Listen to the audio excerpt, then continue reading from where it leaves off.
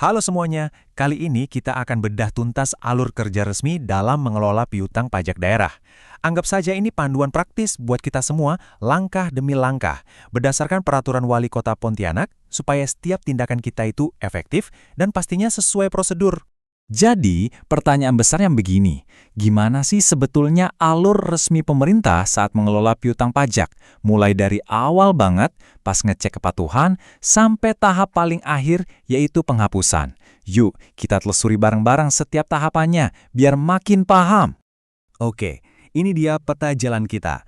Kita mulai dari pengujian kepatuhan wajib pajak, lalu kita lanjut ke analisis resiko.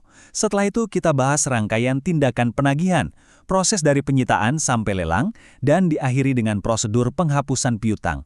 Lengkap! Oke, kita langsung masuk ke tahap pertama, menguji kepatuhan wajib pajak. Ini bisa dibilang adalah fondasi dari semuanya. Proses intinya disebut pemeriksaan yang tujuannya memastikan semua wajib pajak taat sama kewajibannya. Jadi, apa sih sebenarnya pemeriksaan itu? Nah, menurut aturannya, ini adalah serangkaian kegiatan buat ngumpulin dan ngolah data. Juga bukti-bukti lain secara objektif dan profesional. Intinya, tujuannya itu buat menguji kepatuhan, bukan buat cari-cari kesalahan. Nah, yang perlu kita tahu, pemeriksaannya ada dua jenis. Pertama, ada pemeriksaan kantor. Ini berarti wajib pajak yang dipanggil datang ke kantor kita lewat surat panggilan. Kedua, ada pemeriksaan lapangan, di mana kita yang datang ke lokasi wajib pajak setelah mengirim surat pemberitahuan. Dua pendekatan yang beda ini ngasih kita fleksibilitas tergantung kasusnya. Oke, kita udah tahu apa itu pemeriksaan. Pertanyaan berikutnya, siapa yang diperiksa? Kan nggak mungkin semuanya ya? Nah, ini yang membawa kita ke tahap kedua, analisis resiko. Di sini kita belajar caranya pemerintah mengidentifikasi wajib pajak mana yang punya resiko tinggi. Analisis resiko. Kalau kita lihat di pasal 25, itu intinya adalah kegiatan buat menilai tingkat ketidakpatuhan. Gampangnya gini, ini adalah cara kita untuk proaktif menyelamatkan potensi pendapatan daerah. Jadi kita nggak cuma nunggu ada masalah, tapi kita coba antisipasi resikonya. Jadi, apa aja sih yang bisa jadi pemeriksaan? Pasal 5 ngasih kita contekan yang jelas banget. Bisa karena wajib pajak minta pengembalian pajak, atau ada data konkret yang nunjukin ada yang kurang bayar. Tapi yang paling utama adalah seleksi dari analisis risiko tadi. Analisis ini ngelihat 3 hal, rajin lapor SPTPD atau enggak, lunasin pajak tepat waktu atau enggak, dan punya tunggakan lama atau enggak. Pendekatannya benar-benar berbasis data. Oke, sekarang kita masuk ke jantung prosesnya. Kalau dari pemeriksaan tadi, ternyata ditemukan ada utang pajak, apa langkah selanjutnya? Nah, inilah tahap ketiga, rangkaian tindakan penagihan pajak. Ini adalah alur waktu yang sangat terstruktur dan wajib diikuti. Secara definisi, penagihan itu adalah serangkaian tindakan supaya penanggung pajak melunasi utangnya. Dan yang penting dicatat, proses ini selalu dimulai dengan cara yang halus dulu, yaitu dengan menegur atau memperingatkan, jadi nggak langsung pakai cara yang keras. Nah, ini dia lini masa eskalasinya diatur dengan sangat jelas di pasal 98. Perhatiin ya urutannya. 5 hari setelah jatuh tempo, kita terbitkan surat teguran. Kalau dalam 15 hari setelah itu masih belum ada pembayaran, terbitlah surat paksa.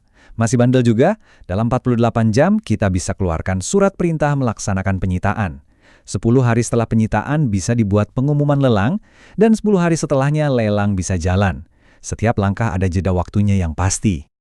Yuk, kita dalami 2 langkah terakhir yang paling tegas ini. Tahap keempat, dari penyitaan hingga lelang. Ini bisa dibilang puncak dari upaya penagihan, di mana aset bisa dicairkan buat melunasi utang. Penyitaan itu sederhananya adalah tindakan yang dilakukan oleh jurusita untuk mengamankan barang milik wajib pajak. Tujuannya jelas banget, yaitu menjadikan barang itu sebagai jaminan pelunasan utang. Jadi penting diingat ya, ini bukan perampasan aset, tapi pengamanan jaminan. Nah, kalau utangnya tetap nggak dilunasi juga, aset yang tadi disita itu akan dijual. Caranya? Lewat lelang. Ini adalah metode penjualan resmi di depan umum. Tujuannya untuk mengubah aset sitaan jadi uang tunai secara transparan, biar utang pajaknya bisa lunas. Tapi kita tahu, ada kalanya piutang pajak itu emang udah nggak bisa ditagih lagi. Nah, ini membawa kita ke akhir siklusnya. Tahap kelima, proses penghapusan final. Di sini kita akan lihat kapan sebuah piutang itu bisa secara resmi dihapus dari pembukuan. Penghapusan piutang ini bukan keputusan yang asal-asalan ya. Pasal 142 menetapkan syarat-syarat yang sangat spesifik. Misalnya kalau hak menagihnya sudah kedaluarsa, atau penanggung pajaknya meninggal dan nggak punya warisan. Bisa juga karena orangnya nggak bisa ditemukan dan nggak punya aset sama sekali. Proses persetujuannya pun sangat formal dan berlapis, seperti diatur di pasal 144. Pertama, ada usulan dulu dari Kepala Unit Pelayanan Pajak Daerah.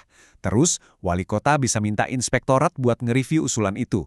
Setelah ada rekomendasi, barulah wali kota mengeluarkan keputusan resmi. Ini nunjukin ada sistem checks and balances yang jelas.